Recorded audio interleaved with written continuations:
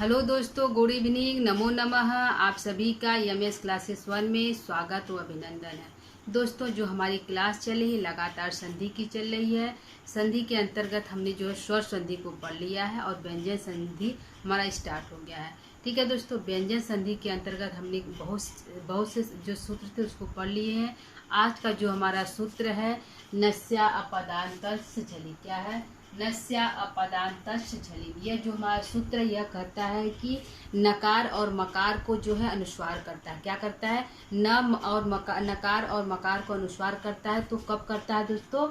जब बाद में झली माने झल प्रत्याहार के कोई वर्ड आए तब। ठीक है, झल प्रत्याहार के कोई वर्ड आए तो यह जो अपदांत नकार और मकार को जो अनुस्वार करेगा। ठीक है, इससे जो पहले हमने एक सूत्र पढ़ा था अनुस्वार संधि, उसका जो सूत्र था मोनोस्वार है। तो मोनोस्वार जो सूत्र था वह करता था अनुस्वार करता था। किसको करता था? तो मकार को, पदांत मकार को अनुस्वार कर रहा था। कब कर रहा था दोस्तों? जब वह बाद में हमारा कोई भी व्यंजन आ रहा था तब। ठीक है, लेकिन यह जो है नस्या पदान्तस्य झलिम जो है यह भी जो है अनुस्वार ही करता है, लेकिन अपदांत मकार और नकार को अनुस्वार करता है। ठीक है, और बाद में झल प्रत्याहार के वर्णाएं तब करता है। ठीक है, तो आइए इसको देखते हैं। ठीक है दोस्तों, यह है नस्या अपदान्तस्य झलिम। नस्य और मस्य अपदान च अपदान्तस्य झल्या अनुस्वार है। मतलब नकार और मकार को अपदांत नकार और मकार को झल प्रत्याहार आने पर अनुस्वार कर देता है। ठीक है, सूत्रार्थ हमारा कहता है कि अपदांत नकार तथा मकार के परे झल प्रत्याहार का वर्ण होने पर जो है नकार और मकार को अनुस्वार आदेश हो जाता है। ठीक है, जैसे अपदांत न और म को झल आने पर अनुस्वार हो जाता है। ठीक है, तो झल प्रत्याहार के अंतर्गत दोस्तों हमारे कौन कौन से वर्ड आते हैं? जैसे झल वर्ग का पहला, दूसरा, तीसरा और चौथा आएगा। कौन सा आएगा दोस्तों? वर्ग का पहला यानी क ख ग, और वर्ग का दूसरा च छ ज झ। ठीक है, ई अंगा और इया नहीं आएगा, पंचमान अक्षर नहीं होगा। ठीक है दोस्तों, और जो है ट ठ ड ड़ रहेगा, त ठ ड रहेगा, त थ द ध रहेगा। ठीक है दोस्तों, यह जो है वर्ग का पहला, दूसरा, तीसरा और चौथा रहेगा। ठीक है, यह जो है प्रत्येक वर्ग का जो 5 वर्ग होता है क से म तक, उस 5 वर्ग में पहला, दूसरा, तीसरा वर्ग होगा। साथ में स होने पर, ठीक है, होने पर झल प्रत्याहार के होने पर जो है अपदांत नकार और मकार को अपदांत और जो है अनुस्वार होगा। ठीक है दोस्तों, अनुनासिक व्यंजन व अंतःस्थ को छोड़कर, यानी कि जब हमारा कोई, क्योंकि जब झल प्रत्याहार के जो वर्ड आने पर ही नकार और मकार को अनुस्वार होगा। यदि बाद में अंतःस्थ का कोई वर्ड आ रहा है या फिर अनुनासिक आ रहा है तो न और म को अनुस्वार नहीं होगा। ठीक है दोस्तों, तो आइए देखते हैं, उदाहरण के जरिए देखते हैं कि कैसे हमारा हो रहा है। ठीक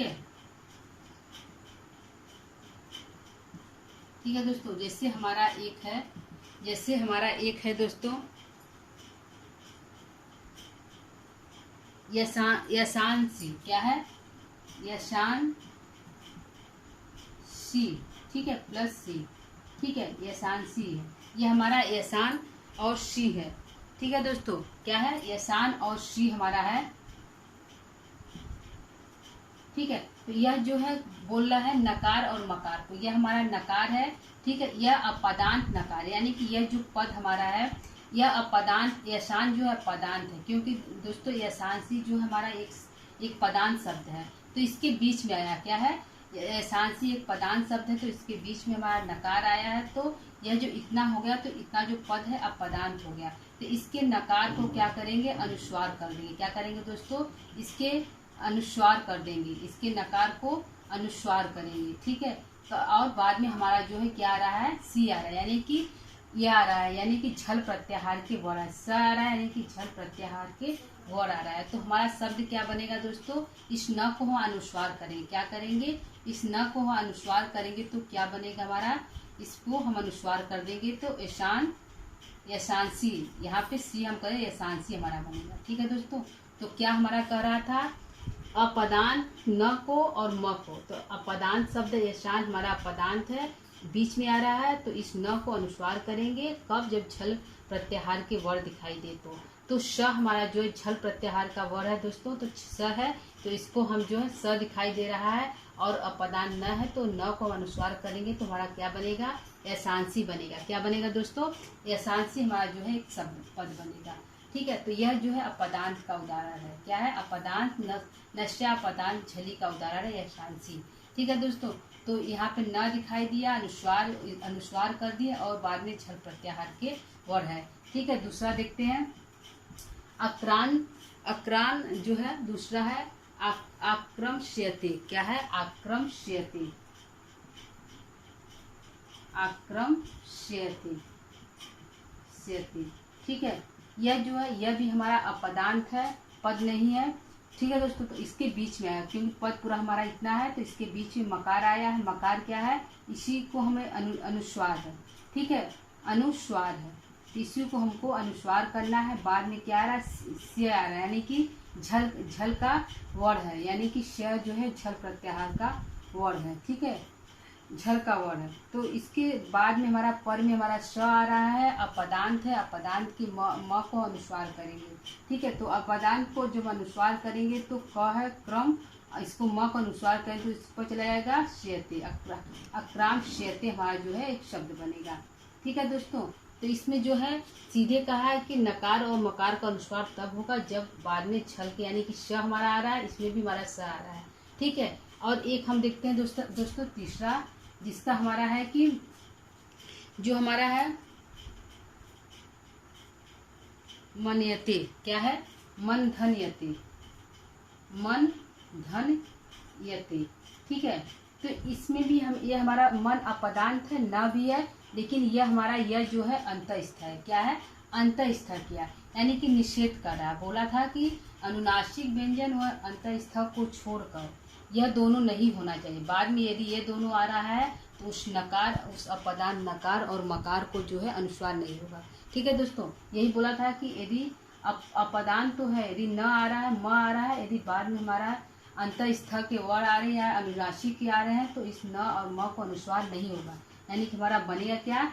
मन्यते बनेगा। क्या बनेगा? मन्यते हमारा बनेगा। ठीक है, इसमें य के होने पर, क्योंकि यह हमारा अंतस्थ है, झल वर्ण नहीं है, झल वर्ण नहीं है। ठीक है, तो इस यह नहीं है तो इस न को अनुस्वार नहीं होगा। क्या है? इस अनुस्वार नहीं होगा। ठीक है, इस न को अनुस्वार नहीं होगा। ठीक है, तो हमारा पद क्या बना? मन्यते बना। क्या बना दोस्तों? मन्यते बना।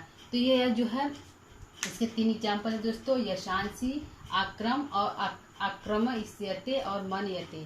ठीक है, तीनों है। इसमें स्पष्ट किया है कि झल प्रत्याहार के वर्ण होने चाहिए, अपदांत होना चाहिए और बाद में बीच में मध्य में म, यदि न और म आ रहा है तो उस म और न को अनुस्वार होगा। ठीक है, जैसे हमने जो है अनुस्वार जो हमारा सूत्र था, जो है मनुस्वार अनुस्वार संधि कर रहा था हमारे दोस्तों, तो वह जो है मनुस्वार जो अनुस्वार संधि कर रहा था उसमें था कि कोई भी व्यंजन आ रहा था। जैसे हरिम। क्या है? हरिम हमारा एक पद था। क्या था? हरिम हमारा एक पद था और बाद में वंदे आ रहा था, तो यह हमारा एक पद है और बाद में कोई भी व्यंजन आ रहा था। क्या आ रहा था? जो मनुस्वार जो शुद्ध हमारा अनुस्वार संधि कर रहा था तो उसमें था कि कोई भी व्यंजन आए और म को एक पदांत हो, म या द्वितीया का एक वचन है, द्वितीया का हरिम जो द्वितीया का द्विवचन है, प्रथमा का द्विवचन है दोस्तों, तो यह हरिम जो है प्रथमा का द्विवचन थे, ये पद हो गया। इस प को हम जो है अनुस्वार कर रहे थे, हमारा क्या बन रहा था? हरिम वंदे बन रहा था। ठीक, इसमें था कि कोई भी व्यंजन आए, लेकिन इसमें है कि कोई भी व्यंजन नहीं आए। इसमें जो है अंतस्थ और जो है अनुस्वार अनुनासिक को छोड़कर कोई भी व्यंजन आ रहा है तो हम उस अपदांत नकार और मकार को अनुस्वार करेंगे। ठीक है दोस्तों, कोई भी व्यंजन जो है मनुस्वार में हो रहा था, अनुस्वार संधि में हो रहा था, लेकिन ये जो नस्या पदांत झली कह रहा है कि कोई भी व्यंजन नहीं आएगा। इसमें अंतस्थ और जो है अनुनासिक को छोड़कर यदि कोई भी, यानी छल प्रत्याहार के वर्ण में कौन कौन से दोस्तों? वर्ग का पहला, दूसरा, तीसरा, चौथा, साथ में स ह, यदि इतने वर्ण जो है पर में आ रहे हैं और जो है बाद में और जो है पूर्व में जो है नकार और मकार मध्य में आ रहे हैं अपदांत के, तो उस नकार और मकार को जो है अनुस्वार करेंगे। ठीक है दोस्तों, तो आज के लिए इतना ही। ये हमारा आज का सूत्र था नस्या पदांतस्य झलीम। ठीक है दोस्तों, यशांसी इसमें स दिखाई दे रहा है। इसमें आज के लिए इतना ही दोस्तों। कल जो है किसी नए सूत्र को लेकर फिर से उपस्थित होंगे। तब तक के लिए दोस्तों नमः संस्कृता।